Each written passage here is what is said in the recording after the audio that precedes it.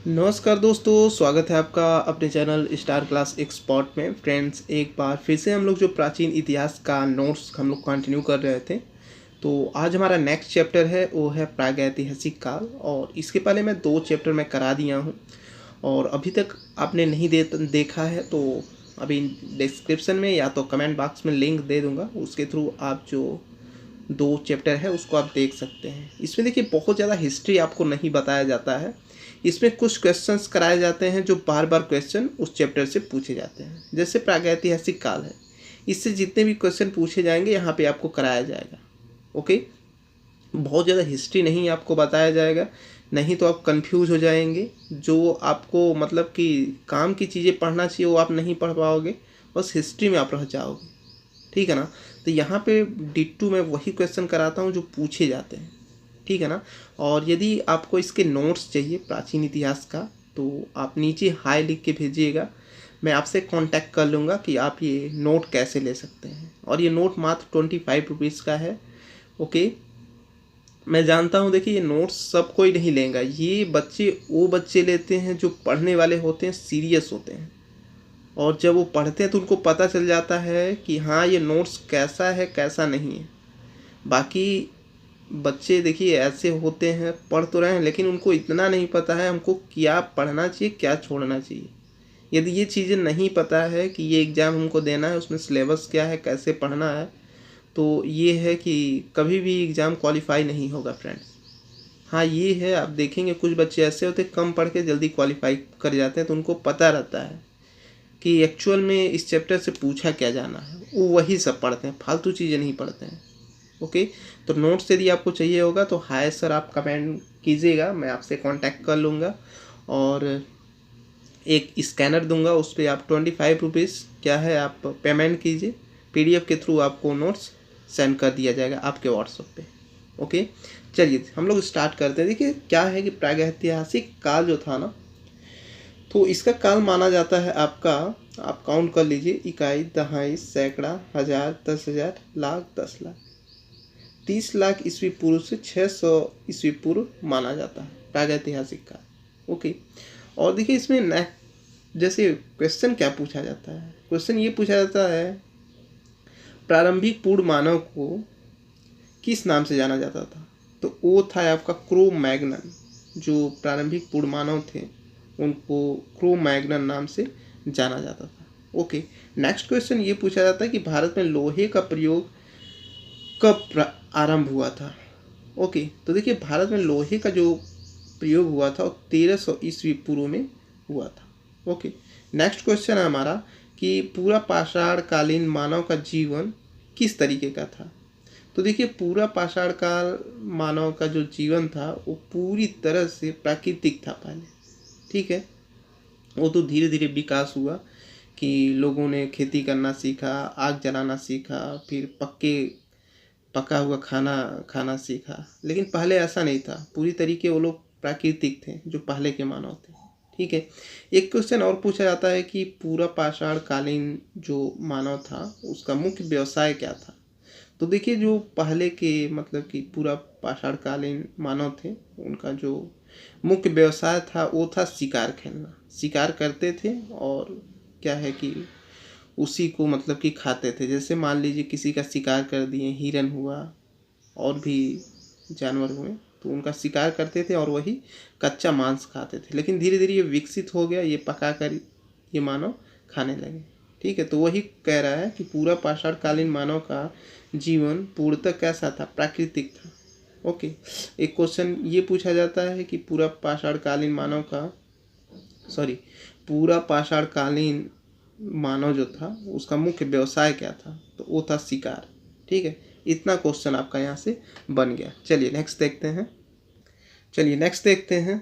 देखिए next question ये पूछा जाता है इस चैप्टर से कि उच्च पूरा पाषाण कालीन संस्कृति को किस नाम मतलब क्या कहा जाता है। ये जो मतलब उच्च पूरा पाषाण कालीन संस्कृति था इसको क्या कहा जाता है। तो देखिए उच्च पूरा पाषाण कालीन संस्कृति को फलक संस्कृति कहा जाता है। ठीक है, ये क्वेश्चन UPPCS 2008 में पूछा गया है। नेक्स्ट क्वेश्चन है पशुपालन का प्राचीनतम साक्ष्य ये क्वेश्चन पूछा जाता है कि पशुपालन का प्राचीनतम साक्ष्य कहाँ से प्राप्त हुआ है। वो आपका प्राप्त हुआ बागौर से। ठीक है। नेक्स्ट क्वेश्चन है भीमबेटका किसके लिए प्रसिद्ध है। तो देखिए जो भीमबेटका था वो बौद्ध प्रतिमा के लिए प्रसिद्ध है। और इससे एक क्वेश्चन और पूछा जाता है भीमबेटका से रिलेटेड। क्वेश्चन ये रहता है कि आप ये बताइए कौन सा स्थल प्रागैतिहासिक चित्रकला के लिए प्रसिद्ध है। तो देखिए ये जो भीमबेटका है ये प्रागैतिहासिक चित्रकला के लिए प्रसिद्ध है। ठीक है, एक क्वेश्चन ये भी यहाँ से बन जाएगा। ओके, नेक्स्ट देखते हैं। चलिए एक क्वेश्चन और देख लेते हैं, क्योंकि भीमबेटका से काफ़ी ज़्यादा क्वेश्चन पूछे जाते हैं। ठीक है ना। देखिए एक क्वेश्चन ऐसे पूछ सकता है भीमबेटका के बारे में, ये यूपीपीसीएस 2008 में पूछा गया है। ये क्वेश्चन ऐसे पूछेगा कि भारत के किस शिलाश्रय से सर्वाधिक चित्र प्राप्त हुए हैं। तो देखिए वो भीमबेटका ही एक ऐसा शिलाश्रय है जहाँ से सबसे अधिक चित्र प्राप्त हुए हैं। ठीक है, तो इससे देखिए एक क्वेश्चन और बन जाएगा। ठीक है ना। चलिए नेक्स्ट देखते हैं। चलिए एक क्वेश्चन और देख लेते हैं। ये पूछा जाता है इस चैप्टर से कि पूरा पाषाण कालीन कहिए या पूरा पाषाण युगीन लोगों ने सबसे पहले किसे पालतू बनाया था। तो देखिए पूरा पाषाण युगीन लोगों ने सबसे पहले कुत्ता को पालतू बनाया था। ठीक है ना। इसमें 2-3 जानवर दे दिए जाते हैं, आपसे ये क्वेश्चन पूछा जाता है। देखिए जितने क्वेश्चन पूछे गए सब किसी न किसी एग्जाम में पूछे गए हैं, तो ये बार बार मैं लिखूंगा नहीं, जैसे यहाँ पे हमने लिखा है वो आप समझ जाइएगा। नेक्स्ट देखते हैं क्या पूछा जाता है इससे। चलिए एक क्वेश्चन और देख लेते हैं। क्वेश्चन ये पूछा जाता है कि मानव द्वारा सर्वप्रथम प्रयुक्त अनाज क्या था। तो देखिए मानव ने सबसे पहले जो अनाज प्रयोग किए थे वो था गेहूँ। ठीक है, ये क्वेश्चन काफ़ी बार पूछा गया है पूरा पाषाण कालीन से। ओके, नेक्स्ट देखते हैं। चलिए नेक्स्ट देखते हैं। देखिए नेक्स्ट है हमारा, इस चैप्टर से ये क्वेश्चन पूछा जाता है कि गंगा के मैदान में मानव बस्ती का प्राचीनतम अवशेष कहाँ से मिलता है। तो देखिए गंगा के मैदान में मानव बस्ती का प्राचीनतम अवशेष जो मिलता है वो मिलता है कालपी में मिलता है। ओके, क्वेश्चन देखिए कैसे पूछ सकता है। देखिए क्वेश्चन ऐसे पूछ सकता है कि गंगा के मैदान में मानव बस्ती का प्राचीनतम अवशेष कहाँ मिलता है। तो आपका स्थल कौन सा होगा, कालपी। ओके, इस तरीके से क्वेश्चन पूछा जाता है। और ये क्वेश्चन देखिए यूपीएससी 2010 में पूछा गया है। ठीक है, नेक्स्ट देखते हैं। नेक्स्ट क्वेश्चन ये है कि मानव समाधानों में कुत्ते दफनाए गए थे कहाँ पे, बुरझोम में। ओके, नेक्स्ट है मानव द्वारा सबसे पहले प्रयोग किया गया धातु कौन सा था। वो था आपका तांबा। नेक्स्ट है क्वेश्चन ऐसे कर सकता है कि किस स्थल से मध्य पाषाण काल में पशुपालन के साक्ष्य मिले हैं। तो वो स्थल था आपका बागौर स्थल से मध्य पाषाण काल में पशुपालन के साक्ष्य मिले हैं। ओके, नेक्स्ट देखते हैं। चलिए नेक्स्ट देखते हैं। देखिए नेक्स्ट क्वेश्चन हमारा ये है कि भारत में प्राचीनतम चूल्हे का पुरातात्विक अवशेष कहाँ से मिला है। तो देखिए भारत में प्राचीनतम चूल्हे का पुरातात्विक अवशेष जो मिला था वो विला सुरग्राम से मिला था।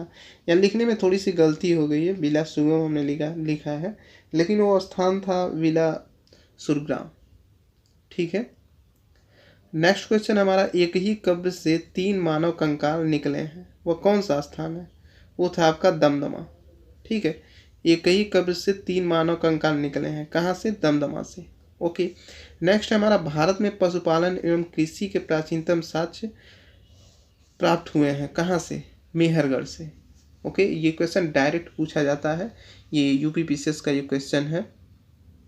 एक क्वेश्चन और देख लीजिए, मेहरगढ़ से पूछा जाता है। देखिए क्वेश्चन ये पूछा जाता है कि उस स्थल का नाम बताइए जहाँ से प्राचीनतम अस्थायी जीवन के प्रमाण मिले हैं। तो कौन सा स्थल था, मेहरगढ़। ठीक है, वह स्थल है आपका मेहरगढ़, जहाँ से प्राचीनतम अस्थायी जीवन के प्रमाण मिले हैं। ठीक है, एक क्वेश्चन और मेहरगढ़ से बन जाएगा आपका। नेक्स्ट देखते हैं। चलिए नेक्स्ट पॉइंट देखते हैं। देखिए ये क्वेश्चन पूछा जाता है इस चैप्टर से कि राष्ट्रीय मानव संग्रहालय कहाँ है। तो वो है आपका भोपाल में। ठीक है, नेक्स्ट क्वेश्चन देखते हैं क्वेश्चन ये पूछा जाता है भारतीय पुरातत्व का जनक किसे कहा जाता है। तो देखिए भारतीय पुरातत्व का जनक अलेक्जेंडर कनिंघम को कहा जाता है। ओके, नेक्स्ट पॉइंट है हमारा नौदा टोली किस राज्य में अवस्थित है। तो देखिए जो नौदा टोली अवस्थित है वो है आपका मध्य प्रदेश में, ठीक है। और ये जो आप भोपाल देख रहे हैं ये मध्य प्रदेश की राजधानी है, ठीक है ना। तो आप कह सकते हैं यदि राज्य पूछेगा कि राष्ट्रीय मानव संग्रहालय किस राज्य में है तो आप मध्य प्रदेश बोल सकते हैं, क्योंकि मध्य प्रदेश की राजधानी भोपाल है। ओके, नेक्स्ट पॉइंट आते हैं, देखते बहुत इंपॉर्टेंट है। क्वेश्चन ये पूछा जाता कि राग का टीला किस नौपाषाणिक स्थल से संबंधित है। हाँ, ये देखिए छूट गया था। राग का टीला किस नौपाषाणिक स्थल से संबंधित है। आप बोल सकते हैं कि राग का टीला संगन कल्लू नौपाषाणिक स्थल से संबंधित है।